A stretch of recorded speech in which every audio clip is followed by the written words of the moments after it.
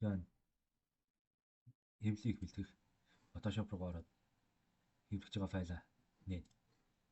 Сонгоод нээч. Файл нээгдэнгүүт энэ image хэсэг рүү ороод image size руу оронгууд энэ пикселийн 300 болгоод өгч. Энэ зургийн чанарыг харж байгаа сайжруулж байгаа гэсэн.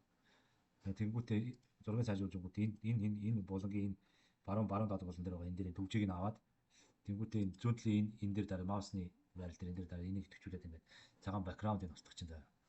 Тэгээд ингээд устгахсныхан дараа Ctrl D-гээ дараа deselect болгох чинь.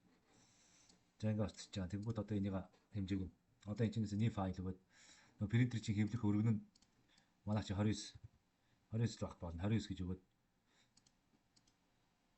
height нь бол за энэ нэг 66 70 см байх болох байлгүй.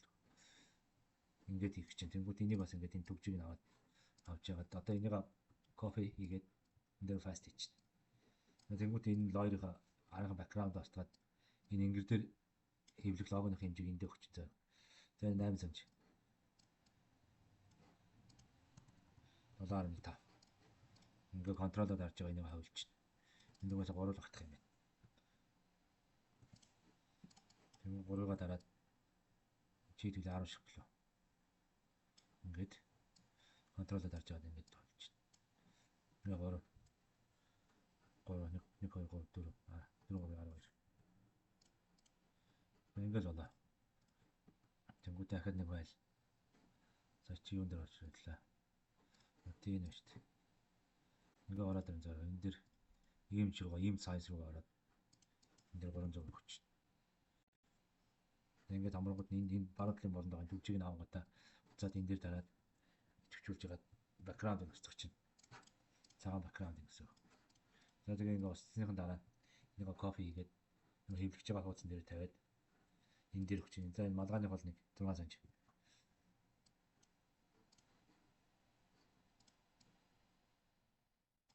Тэгэл ингээд энэ чинь нэг 2 3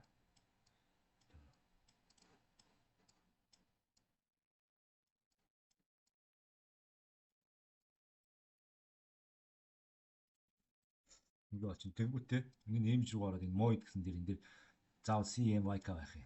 CMYK байгаад тэнгүүт эднийгээ бүхнийг merge хийснийхэн дараа энэ гарна дээрээс контрол дарж аваад болгоныхын зүүн товчиг дарангууд тэр ингээд идэвчин. Идэвчснийхэн дараа энэ channel руугаа ороод энэ дээрээс new spot channel-ыг дараад W нэг ингээд гараад ирэхээр knock. Тэгээ гараад ирэхээр энийг хадгалах гэж дараа хадгалахдаа TIFF файлаар хадгалсан заяа. Хэвлэлээ. Хэвлэлээ TIFF файлаар хадгалчих. За ингээд болоо та.